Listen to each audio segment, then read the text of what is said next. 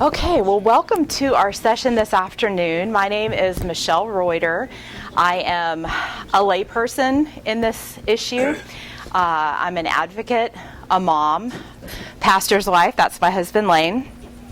And this is the 3 o'clock session, room 21. What else am I forgetting? Human trafficking, what the church can do. Anything else? Is your mic working? I think we're good. It's for this. Oh. So, yeah, this will be a new thing for me. All right, so thank you so much for coming to this session. I, like I said, am a layperson. I'm a real estate agent. My husband and I have lived in Tennessee for, 22, 23 years now. And we used to live in Memphis. And when we lived there, I'll just tell you, it was not my favorite time. Memphis is a dangerous place, and I did not love living there. I felt nervous and scared. So he got a call to Nashville. I was like, oh, yes, let's go. So we did. And I was so excited because I thought we are moving to this place that is like Mayberry. We're going to be in this small little town outside of Nashville. Everything is good there. Nothing bad happens there. And, right? And so I went to a ladies' event and I heard a speaker there. And she really opened my eyes. She was a one-woman show trying to fight against human trafficking. And she said that trafficking was happening everywhere, including right where we lived. And she said that a pimp had told her one time that he spends 24 hours a day working to get our kids. And when I heard that, I was just in shock because I had no idea. I just was clueless before. And when she said that, I knew that I had to learn more, had to get involved somehow, had to do something. And so that kind of started me on this little journey of just researching, volunteering with an organization in Nashville, just doing whatever I thought that I could. I will tell you, we've got 3 children of our own. We've got Katie, Caroline, and Will, 23, 19, and 16. And we just had our first grandchild. And of course, I have to show you a picture. That's him. He is like the love of our lives. All the grandma things you hear, that's how we feel. So we'll just move on. He is really cute. I love him. His name is Brooks, and he spent the first 3 weeks of his life in the NICU, which we did not imagine. And that was a little rough, but we were so blessed because there were so many babies in there that were way sicker than he was. So we were very blessed. All right, so what is human trafficking? Human trafficking is the recruitment, transportation, transfer, harboring, or receipt of persons by means of threat, force, coercion, abduction, fraud, or deception, or manipulation for the purpose of exploitation in forms of sexual or forced labor. It's the end result of a lot of things that have gone wrong. I'm going to read you a few examples here. The first one is about Carlos, who was a labor trafficking victim. So Carlos came from a wealthy family in Central America. He graduated from college and secured a well-paying job in his field. Unfortunately, drug lords exerted tremendous power, and Carlos ended up in a dangerous situation involving a cartel. To escape from danger, he sought opportunities in the United States. One day, he got a job offer that sounded incredible. When he arrived in the U.S., Carlos found the job was nothing like he was promised. He was given a job with a traveling carnival. He lived in a cramped, filthy shelter, working long hours with little to no pay. When he said he was going to leave, his employer said that if he told anyone or tried to escape, they would send people to murder his entire family. Carlos's employers became physically and sexually abusive. Eventually, they began forcing him to have sex with others for their own financial gain. Carlos had become a victim of both labor trafficking and sex trafficking. Thankfully, a watchful community member reported seeing suspicious treatment of the employees at the carnival, and law enforcement intervened. Praise God for that. Okay. So there's labor trafficking, there's sex trafficking, there's organ trafficking. We're going to focus today on sex trafficking. A Florida man pretending to be Instagram famous reached out to a 17-year-old Texas girl. After months of chatting through Instagram, he paid more than $800 for her to travel via Uber from her home in San Antonio to his parents' home near Orlando, where he raped her repeatedly over the course of 3 days. The girl told authorities she quickly realized he wasn't who he claimed to be, but that he pressured her into staying with him as he had paid for her journey. She escaped when he fell asleep. All right, Ted. When Ted was 10, his mother began dating a new boyfriend. The man seemed perfect, supplementing his mother's income, buying Ted presents, and adding stability to their family. However, it soon became clear that he was using Ted's mother to get closer to him. Ultimately, he forced Ted to engage in commercial sex. He coerced Ted by threatening to harm his mother, drugging him, and physically abusing him. Ted only reported his abuse after a failed suicide attempt several years later. And then, let's see, Olivia. Okay, this is about Olivia. Like any child, Olivia craved the love and attention of her mother, but her mother had one priority: supporting her addiction to heroin. When the drugs ran out, she began selling Olivia to local child molesters. All throughout her childhood, Olivia suffered through being repeatedly sold for sex. She experienced constant abuse, neglect, and malnourishment. As a preteen, Olivia was taken into Child Protective Services. Her case managers failed to understand, address, or even acknowledge the depth and complexity of Olivia's trauma after a childhood of sex trafficking. Acting out on her trauma, Olivia continually ran away from or was kicked out of group homes for bad behavior. Once out on her own, but still not an adult, Olivia fell back into a cycle of abuse. It was all she'd ever known. She found herself drawn to men who physically, emotionally, and sexually abused her. Eventually, Olivia found herself pulled back into sex trafficking. One day, her boyfriend couldn't pay his bills, so he forced her to have sex with other men. The situation was all too familiar. Although she managed to escape this abusive relationship, Olivia wound up homeless, addicted to drugs to cope with her pain, and extremely vulnerable to being sexually exploited over and over again. And then the last one I'll share is about Kinsey.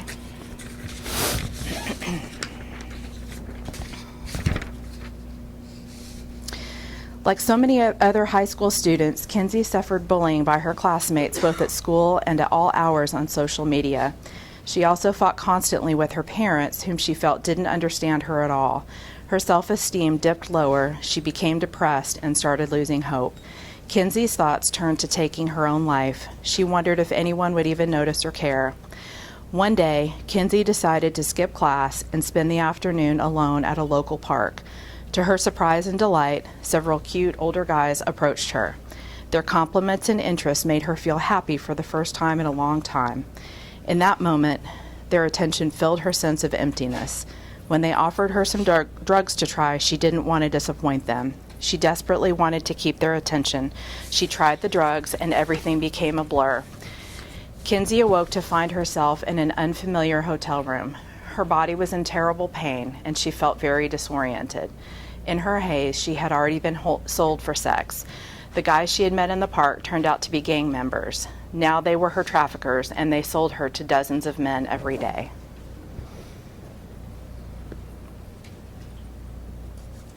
Okay, so why do we have this problem in the first place? It is a spiritual issue, of course. It stems from porn, addiction to sex, financial greed on the part of the traffickers. 85% of laymen, 65% of pastors, and 30% of women struggle with porn. So it's a big problem. There's a gentleman here who is, I believe, speaking on this subject, and I'm going to miss his talk, but he's got this book out at one of the tables, and it's about churches and how to fix pornography in the church. And this book is free, so just go grab one and flip through that. But that's how this gets started. Boys are introduced very young. This is a big deal. The porn industry has larger revenues than the NFL. Just saw the Super Bowl. How much for an ad on the Super Bowl, right? The NBA and MLB combined. And I will tell you this about the stats that I'm sharing. They're old. It's very hard to get updated stats on all of these things, but at last count, that's what it was. A great website for learning about porn and the effects of porn and how to fight against it is fightthenewdrug.com. It talks about a variety of things, but one theme that I love is that they say that porn kills love, and it's really important to really accept that and understand that, because it's not just some benign thing that you do in the privacy of your own home. It's hurtful to not just the other people who are being victimized in that way, but in your own relationships. Okay, so there are 50 million plus slaves in the world today. 14 to 17,000 people are trafficked every year in the U.S. The average age of a child that's sold for sex is 13 years old. Within 48 hours of running away, 1 of 6 kids will be approached. They are running away. They don't have any money. They think they're going to be big shots and live on their own. They have nothing. They walk out the door. They end up somewhere. They're hungry. They're cold. Somebody comes along and offers them food, a warm place to stay, and you don't want to think about what happens next. And every 2 minutes, a child is bought or sold for sex. America consumes more porn and trafficking of humans than any other country. So I used to think this was a problem in Indonesia or somewhere else. Not here, but it's us. We're the number one in the demand for child rape videos, which is just pathetic. So, can you explain any of that? Why America is worse than other countries? Off the top of my head, I would say we have a lot of money to spend. So it's money. Okay. We're going to get into that in a big way. It is a big, big business. Okay, why is this not?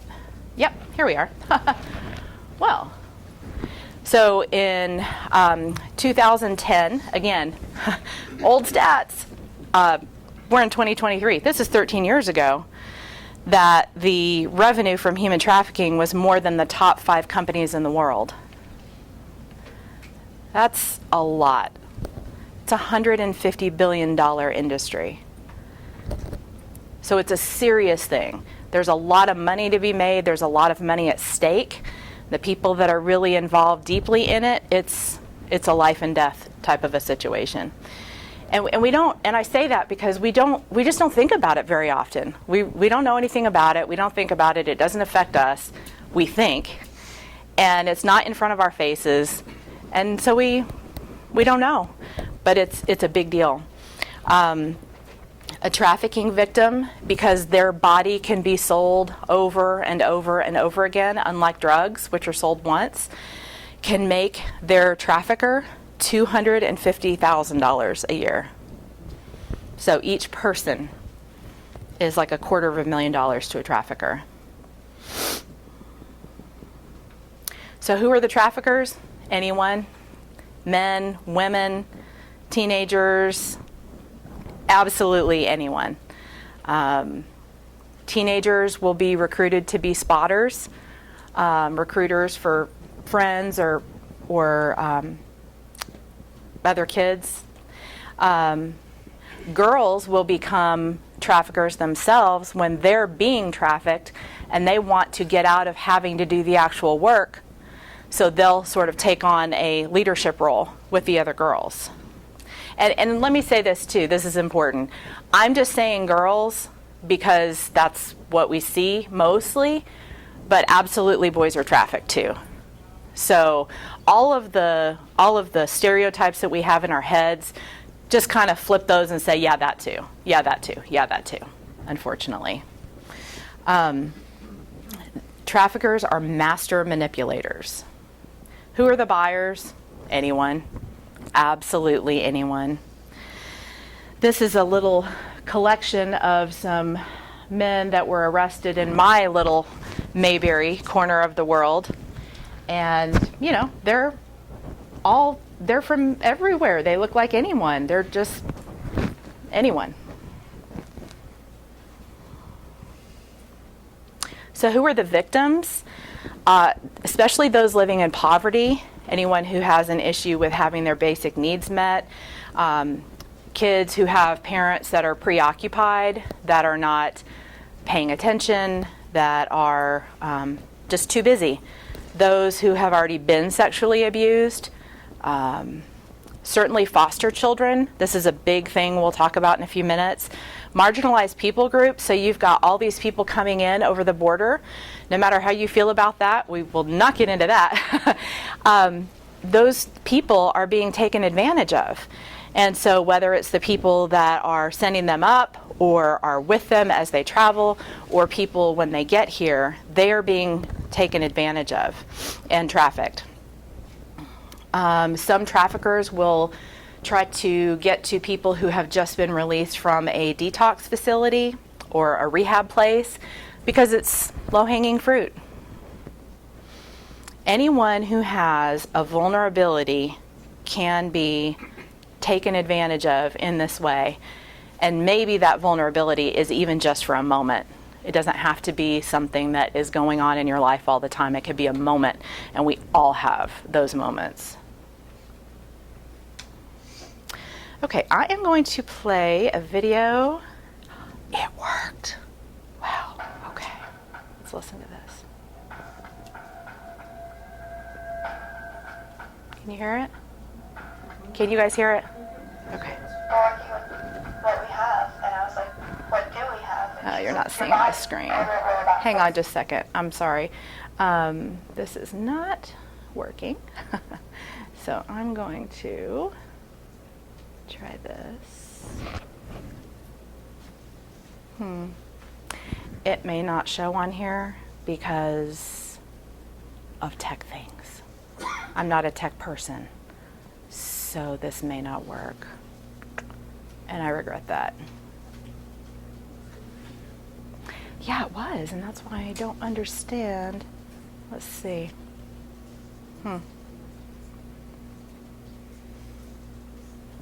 That's that, but it's not showing. And that's not showing. Okay.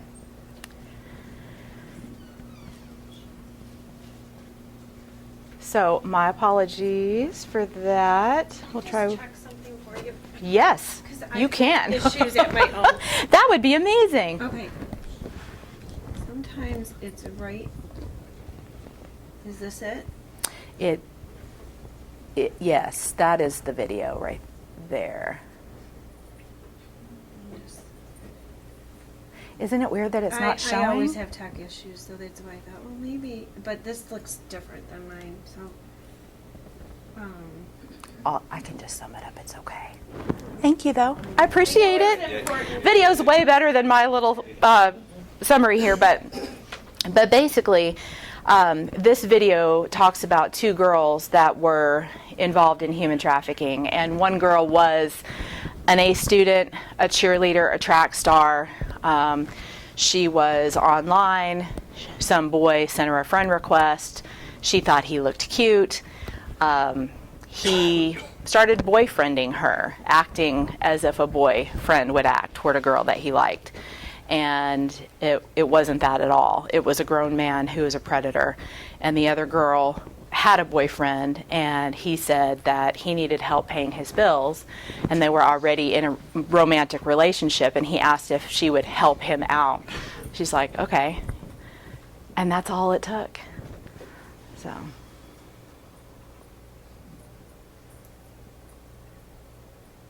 Okay, where do they physically look for victims? Everywhere. We were having a conversation earlier, bus stops, shelters, then their neighborhoods, clubs or bars. This is more for adults, but please, anywhere you ever are, no matter who you are, watch your drinks. And I mean, your ice water somewhere, your coffee. You know, it's just unfortunately the world that we live in. We took a trip recently and we were at a gas station. I got a cup of coffee and I was looking for a lid and I said, hey, could you watch my coffee for a minute? You know, you've just got to start to think like that, you know, because if somebody puts something in there, you could be drugged and removed, and it's very easy to do. So anywhere, really. So that's the physical side. The other one, this is the big enchilada, is social media. 76% of victims in the U.S. are attained via the internet. You can see some of these stats here. I want to mention this one here. I heard a former federal prosecutor, cyber investigator, speak one time, and he shared that they had found a list of 5,324 pages of the same question that he had sent to potential victims. And so if you think 30, 35 on a page, that's 159,000 kids that one trafficker tried to get to in probably an afternoon, because anybody can cut and paste, right? How many of those kids do you think took the bait? Probably a bunch of them, because kids are very innocent. You know, it's so scary to think of that. So, of course, you know, we're putting our likes and dislikes out through social media. You know, kids are putting everything out there, especially things like, and this is a big one with their friends on, what's it called? Finsta, which is fake Instagram, which is like the behind the scenes. Like, I'll show my mom my Instagram, but my Finsta is what I share with my friends. And then there's Snapchat. They're putting things out there like, my mom is so annoying. And, you know, my dad doesn't have any idea how I really feel. A predator sees that and he is like, oh yes, this is perfect. It is on a silver platter, all he needs to start to groom that person to get into their lives. And that is so, so dangerous. So there's a bunch I want to say about being online. So these are all the ways that predators have access to our kids. If you read the bottom paragraph there. This is not even on the dark web, though. This is like everyday stuff. You know, it's no holds barred out there on the internet. Okay, so these are some red flag phrases. If you happen to be around a kid, or, you know, you're in the living room and you oversee, you know, somebody's saying to them, DM me, let's go private. So a big thing that they'll do is they'll meet on a certain app, like a homework help site, and then they'll say, you know what, let's not talk here, let's go over here, you know, DM me and we'll talk here instead. Are you alone? Send me a face pic. Well, the minute they send their face pic, then the guy's like, oh, you're so pretty, but what does your neck look like? You know, and then it just kind of goes from there. And for some reason, girls feel like they owe something to people when they ask them for it. They do not owe them anything. I spoke at the National Youth Gathering to kids on this subject, and I told them straight up, I said, girls, you don't owe guys anything. If some guy wants to take you out to a really great dinner and the whole thing, you don't owe him anything. And I told the boys, guys, if you don't really like her, save your money. Stay home. You know, just don't do it. I have a son. We have a son. He's 16 years old. His name is Will. Love him. I told him, I said, Will, do not get a girl anything and expect anything in return from her. Get that. Like, really own that, because that is not right. So, What's that? Where does that come from? I think we're taught in our society that, we need to be nice and we need to be kind, and I'm the world's worst about that. There's a homeless guy and he's stumbling around. I'm like, oh, you're having a bad day. Are you okay? And he's like, okay, look, there's a time and a place, But yeah, I'll tell you something else about him in a minute. What's your number? Certainly saying I love you, that's just weird. Okay, this is so interesting. Can you guys see that in the back at all? Probably not. I'll read it to you. This is a text interaction that kind of shows how they do this. So the predator, this is going to be him later, supposedly. He starts by saying, your vids are amazing, haha. How old are you? 13, you? 13? You don't look 13. I thought you were like 16. I'm 17. LOL, yeah, I get that all the time. What are you up to? At school, super bored. You? What school do you go to? The one by the baseball field? Yeah, that one. Where do you go? I'm super bored in class too, haha. The hoodie you're wearing is so cool. Stole it from my classmate. I'm sure it looks better on you. Haha, thanks. You're welcome. Now you've got to send me a pic though. Okay, but so do you. So there's his. They trade little pictures. They like each other's pictures. This is her real picture. This is his fake picture. And then later he messages and says, hey. She's like, hey, I was actually thinking of you. Haha, really? Aw, you think of me? Just because I was recording some more videos at school. LOL, while you're at school, that's cool. How's your day going, by the way? Just not having the best day. Why? Trouble with my parents. Yeah, I feel you. That's why I just don't listen to them. So he's going to start to divide them even further. You want to know what'll make you feel better? What? A video call from me. I'll call you in 5 minutes.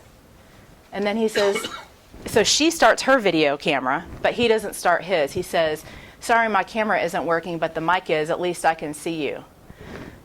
We don't know what happened in here. It was probably inappropriate, but it shows in red that he took a screenshot.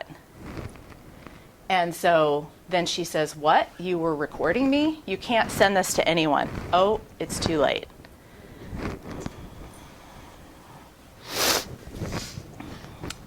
So they earn your trust. They ask for personal information. They don't reply to the same questions. They pressure you to send something that makes you feel uncomfortable. And this is stuff I shared with the kids. 40% of kids think it's normal to send nude pictures.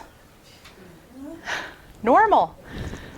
By the time kids are in 8th grade, 80% have sent a nude. 80% of our kids have given bait to someone to use to blackmail them back. I think we all know that once a picture is on the internet, it's out there forever. It can be recovered. We know that. Kids sharing these pictures back and forth, which I thought was a great stat to share with kids, can be charged with child porn. So, if nothing else, if your morals, if your parents, if all the other things, are not motivation enough to not send a nude picture to your friends or your boyfriend or someone, you can be charged with child porn. So, and we have an example of that there at the bottom.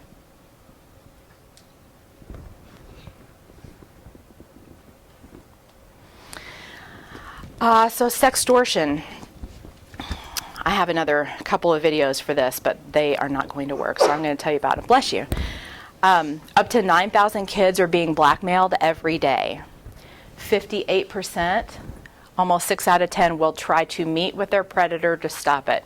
So they will willingly, physically walk out the door of their home and go meet up with this person to try to stop it. 98% of reported offenders were unknown by the children offline. So this is it's just rampant that this is going on. The predators are out there. This is what they do. This is their work. Suicide is often the answer for kids that are being exploited because it's not bad enough that the kid has, shared these pictures and they're mortified now of what they've done, but the predator has said things to them like, well, if you tell anyone, then I'm going to come and kill your sister.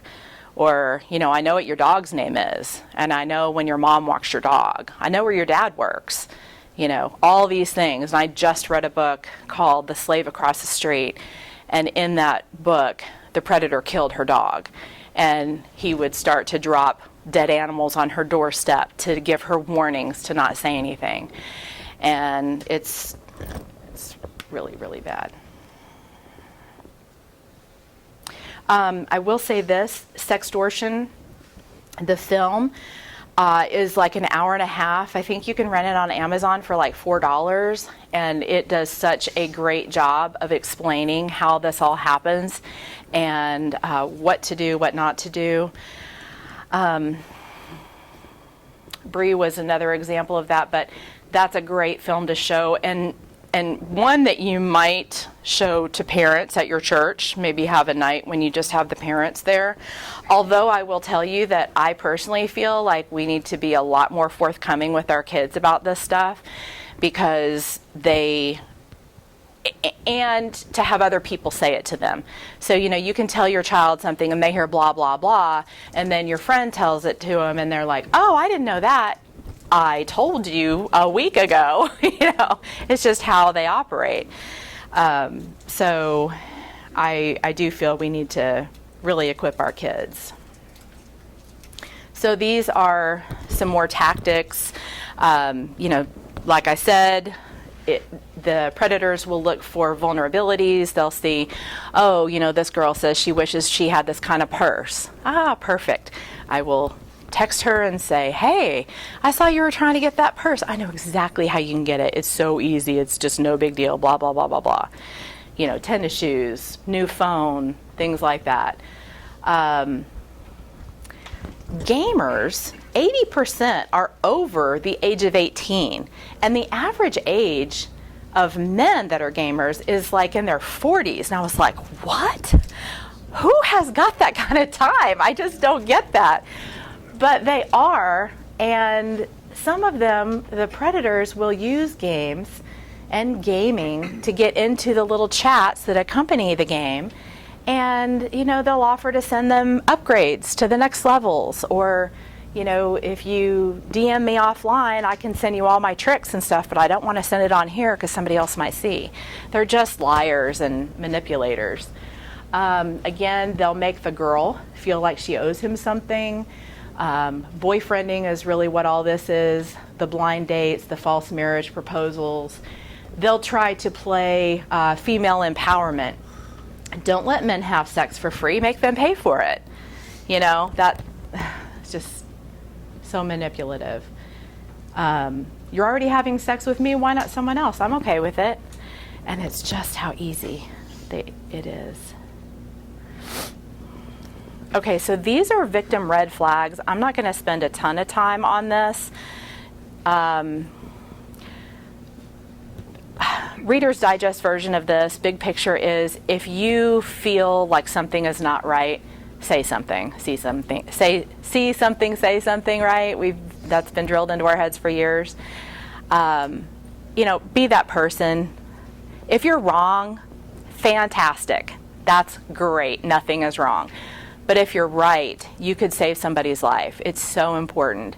And the nice thing is that we don't have to be trained professionals in order to say something. All we have to have is that little feeling like, something's not right here. Something is going on. I don't know what it is, but something is not right. It happened to me yesterday. We were on the plane, and of course I'm Miss Suspicious now, but I just know too much now, and so I'm always really paying attention. And I would never want to accuse anybody of something that I wasn't really sure about, and that's not what you do anyway, but I'm very, very aware of some of these red flags. And the things kept adding up on the plane, and then I ended up asking the flight attendants if they would keep an eye on the situation. And in the end, I think it was okay. I feel okay about it. I didn't love everything about it, but I don't know that it was what I thought. Maybe initially it could have been, but I'm so glad I said something. And they thanked me for saying something. Sometimes people will report tips, and they're like the last thing that the law enforcement people needed in order to go after them, or, you know, another little piece of evidence that they needed, or whatever it is. So please just say something. If somebody calls you a Karen, they call you a Karen. You know, as a mother these days, I'm like, ask me if I care. Call me a Karen. I don't care. I care about kids. That's what I care about. And you can Google these red flags too. So how they live, their lives are rough. They are seeing 10 to 30 customers a day, a night. The customer is always right. There's nothing that is off limits. They're forced to do whatever is asked of them. They're in not nice conditions. We actually, at the National Youth Gathering, there was an organization based in Houston that brought sort of a traveling display with them with all these different things, pictures, and the filth, the dirty mattresses that were on the floor that were stained, that there was trash, that it was awful. Now there can be, you know, high class situations. You know, we just had the Super Bowl. That's a big time for human trafficking. Big time for human trafficking. And so, you know, you can have girls brought to these very nice hotels, but in general, they are drugged up in a terrible environment. They're not eating well. They're malnourished. They've got STDs. Because of the continued raping, a lot of them will need reproductive surgery. They've all got PTSD. And the average age, or the average lifespan of someone from the time that they get into being trafficked is 7 years. So by the time they've been in it 7 years, they either die or they commit suicide. That's just what the stats bear out. So why don't they just leave? Girls might think, oh, you know, this is temporary, he'll change, I'll change him. You know, this is another, no, you won't. Yeah, you will not. Fear of, you know, family being hurt. They're shamed. They feel guilt. They may have left their house as a runaway and said, you don't get me, you don't understand me, I'm leaving. And they left on bad terms. So now they feel like they don't have anywhere to go back to. They don't have a home.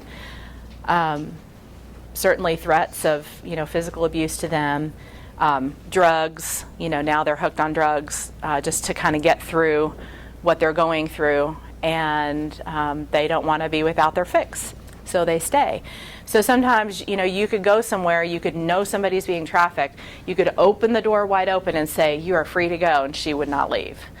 And that's very, very common. This might work. This is how to help victims. Let's see if this will work.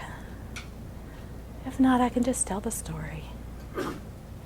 Yeah, it's funny, it's not working, I don't know. Don't know why. Not meant to be. So stay aware, observe the details. You know, if you see someone who isn't able to speak for herself, maybe she's not allowed to spend her own money, maybe she doesn't know much about the area, maybe she says she's just visiting. There are a number of red flags, and like I said, you can Google all of those, but if you just see something that looks off, call the National Human Trafficking Hotline number. This is the number that you call if you've got time. So if there's time, like, you know, every Sunday you drive past this certain house at church and you've been kind of thinking about it and some red flags go up and it keeps kind of gnawing at you. You just kind of can't get it out of your head. Call the National Human Trafficking Hotline. They are the professionals. They know how to do this. They will investigate. They know what to do. If somebody is being dragged into a van, you know, or something obvious, you call 911. So that's really easy. But if you want to take a screenshot, you can, or just Google it after we're done. Oh, so this guy, this is one of my heroes. He is a truck driver, and he was at a truck stop, and it was in the morning, and he got out after napping, sleeping overnight, and he saw a trailer, and he saw a man walk up to it, knock on the door, go in. He saw the trailer was moving, and then it stopped, and then he saw a girl look out the window and do like this with the curtains, and she was looking around like this, and then the curtains closed really fast. And he was like, that's not normal. So he called police, and sure enough, she was a trafficking victim, and she was rescued. So he is just saying, if you see something that you feel is just not right, just call.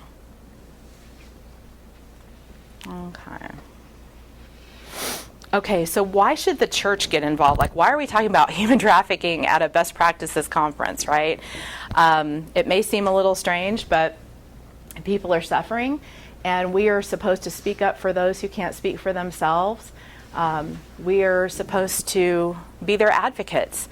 That's why we are pro-life. We speak up for babies in the womb because they can't speak for themselves. So I will say this. Well, I'm going to share that in just a minute. Can you help me remember Rescue 1 in just a minute?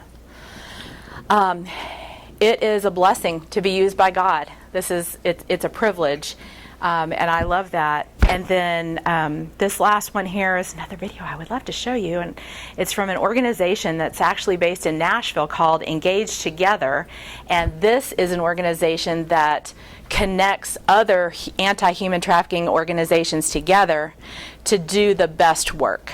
So, you've got 10 groups of people that are all trying to reinvent the wheel themselves. They get these people together and say, hey, where are you getting your latest stats? What are you finding is working with X, Y, and Z? And so that is a best practices then for them. And I love that. My daughter actually just finished interning for them. And it's so funny because I met with the founder of this organization one day, and then I found out like a week later my daughter was interning for them. I'm like, what? Do your kids not tell you anything? I'm like, really?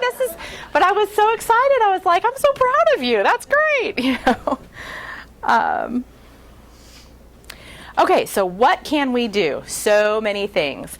First of all, education and awareness is the number one thing. If you can just spread this information to those that are in your social circles, that's huge. I mean, just think of how many people that you know. Do stay in your lane. So when I first learned about human trafficking, my first response was, I'm ready to kick down some doors. Let's do this. Well, that's not how it works. That's not how any of this works, right? The people who are in charge with law enforcement and investigative parties, they have a system, and they need evidence, and they need proof, and it needs to be done in a certain way. And the last thing that you, as an advocate, want to do is go in and mess up an investigation. And I heard about this. One had been going on for 2 years, and some vigilante do-gooder person just bursted in there and started to rescue people, and it blew everything. And they lost all the progress they had made with that investigation. So it's really important just to be supportive of those people.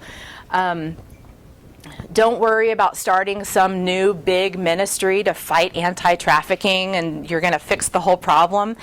Find ways to help with things that you may already be doing. So like if your church has a ministry to foster children, foster care children, or unwed mothers, or things like that. And we'll talk more about that in a minute.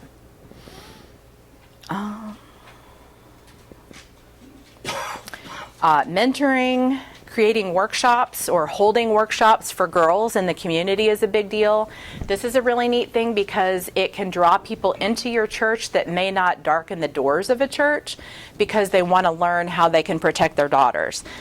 Then you're also teaching these people how to help protect their daughters. And then hopefully you're inviting the daughters and you're educating them and empowering them. Because we know they're on social media. So the bad guys are out there. They're 24/7 working at this, trying to, chop away at these girls. We need to be the good guys over here, being proactive and educating them. Teach Bible studies at safe houses. After people come out of human trafficking, their worlds are shattered. They need Jesus. I'm going to talk about that more in a minute. Teach life skills such as cooking, budgeting. Offer to provide some fun. Say, you know what, I would love to take a group of, 6 girls out and let's go roller skating. Or, let's go to a bounce house.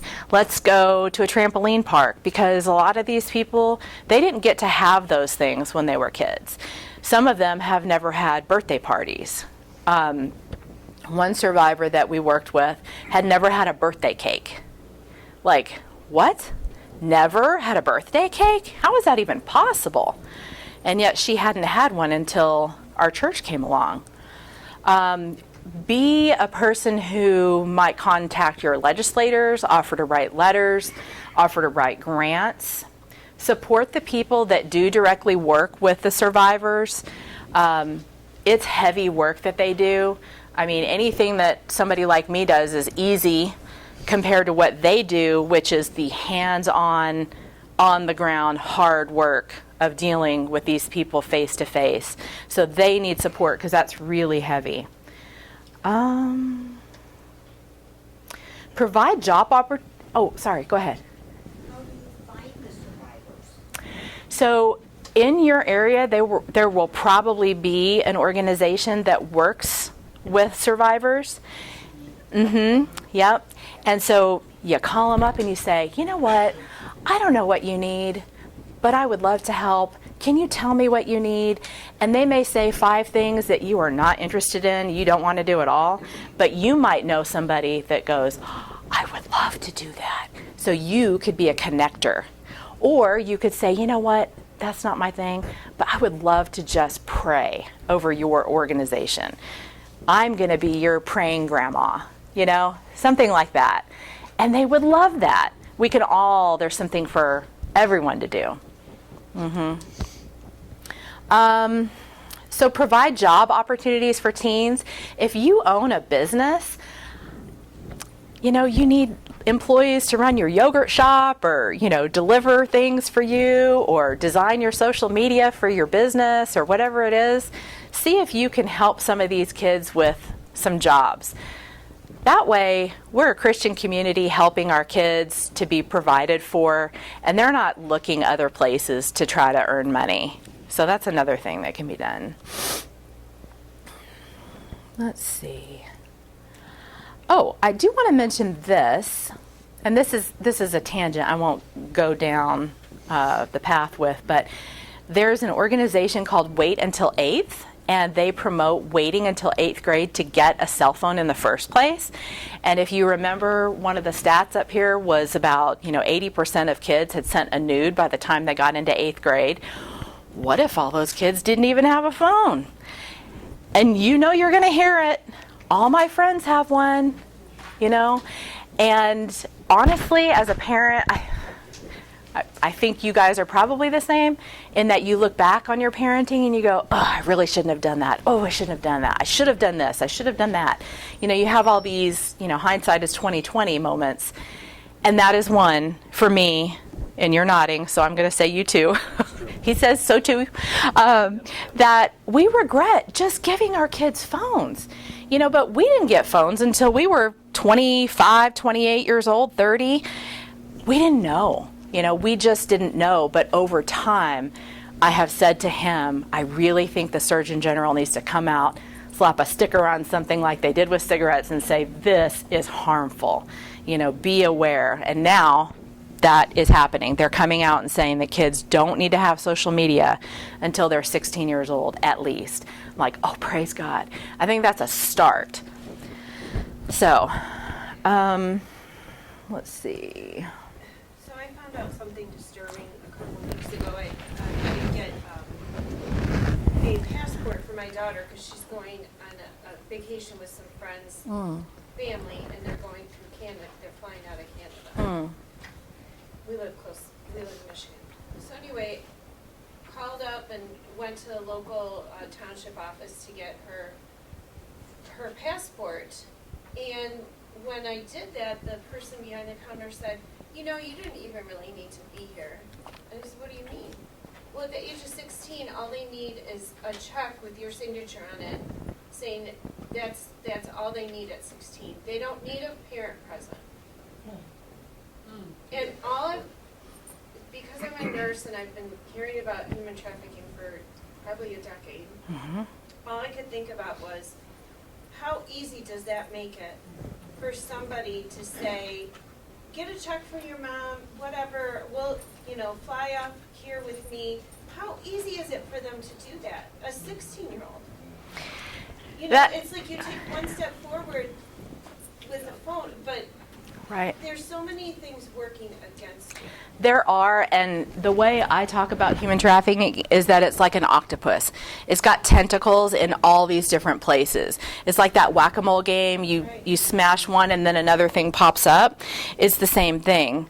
I mean, you do your best. Maybe you hide the checkbook. Maybe, you know what I mean? No, I know. But you're right. I just want people to be aware. Yeah. You're not aware of these things till you go into it. That's it. Yeah. Yep. That's so true. And I'm so glad to hear that as a nurse that you have been hearing about human trafficking. It's been required for us every year. We're supposed to. So that's another thing that you can do as a volunteer. You can become, not certified, but you can become qualified, experienced in putting on little workshops for different employment groups, say so for medical care, for hospitality, for law enforcement. And something interesting about police and law enforcement is that a lot of times they will pick up a prostitute and she's arrested for prostitution and that's what she was doing, but they don't know that she's actually being trafficked to do that. Like somebody is behind that. So who is that guy or who is that woman? What's that? How can they not know that? It goes back to the laws. The laws are what they are. And so there again, like another way that you can advocate is if you find some law is just dumb, you can become, the Karen of that law and say, we need to talk about this and make that your little mission. And that's why I say there's something for everybody to do, because you can be the squeaky wheel about one little thing that you discover, and that one thing could have so many wonderful results. It could save so many lives, just that one thing. So, yeah. Let's see. How are we doing on time? So I'm supposed to end at 4:30, and I can have some questions and answers. At a certain point, I'm going to turn this off, and then we'll talk a little more.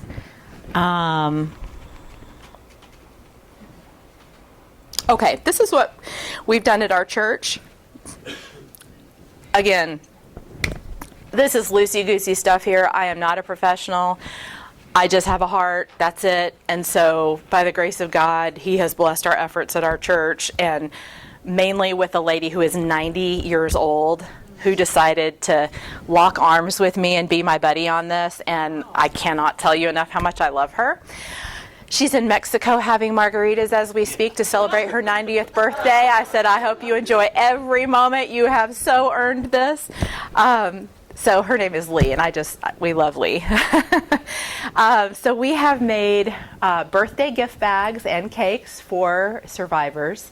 At End Slavery Tennessee is who we have been working with. They've just now changed their name to Ancora. That's got something to do with an anchor, and they needed to change their name so that traffickers would not know what their organization was. We have made dinners that we then would freeze for survivors and their children with a little note. We've done treats for staff meetings, kitchen bags for when they get their own place, took lunch to the staff, donated items for setting up new residences from our annual garage sale. We gave them a $500 honorarium when they came and spoke. We've done staging for their fundraisers, offered meeting space, a bunch of stuff.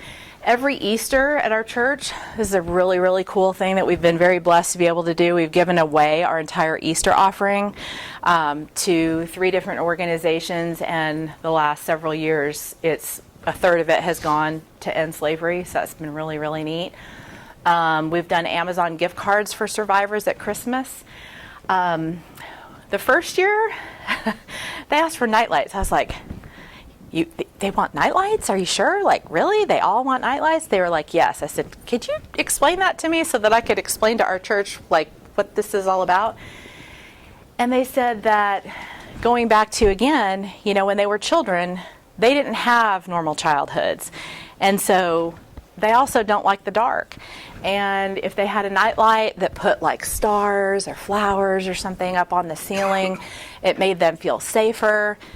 It just brought them joy. And I was like, well, let's get some nightlights then. And so we did. We got them all nightlights. The next year it was winter boots. And then they always have an ongoing Amazon wish list, which most organizations will have that. Yes?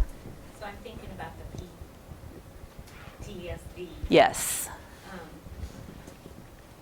We were at an event in our city that's a Christian counseling service, and they showed a video of a young lady that had been rescued in our area Wow. from human trafficking. Oh, wow. She was very young, and she had a baby already. Oh.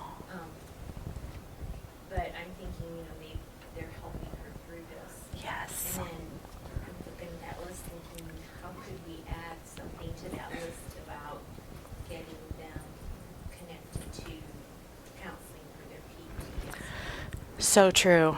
So true. And they need it desperately.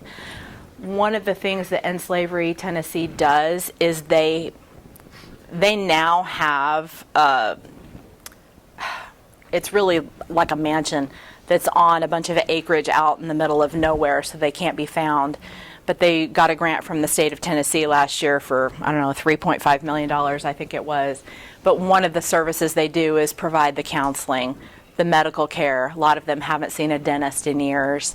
Just you name it, they need it. They need glasses, they need contacts, they need, their basic human needs haven't even been met, let alone their emotional and spiritual needs.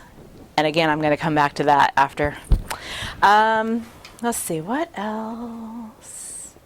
Okay, this is a great slide to take a screenshot of. The National Center for Missing and Exploited Children is a fantastic resource. If you are remotely interested in learning anything more about how you can help, just go to that website. There's also a place on there for tech tips for parents, so if you're trying to figure out, all of that. With the tech tip, or with the tech and the cell phones and everything, be empowered, make it easy on yourself. I mean, I don't know about you, but we got into a thing with our kids where it's like, well, you can look at this app for this long, on this day, blah, blah, blah, blah, blah. No. Stop the insanity. Just make it easy. Make it simple. Wait till 8th if you can. And for your grandchildren, really, encourage them in that. The sextortion film you can buy on Amazon. It's actually not $9.99. It is $4.99, I believe. I skipped. Engage Together is a great one. Engage Together will give you sort of a little tutorial on all of this stuff. It will debunk myths. It's fantastic. It's got trainings on there for the medical profession, for law enforcement, hospitality, all kinds of things. And then Rescue One Global, and then Ancora. Okay, and then the last slide is just my contact information. If you wanted to email me, you could just send me an email, and I will email you back. Okay, let me stop this.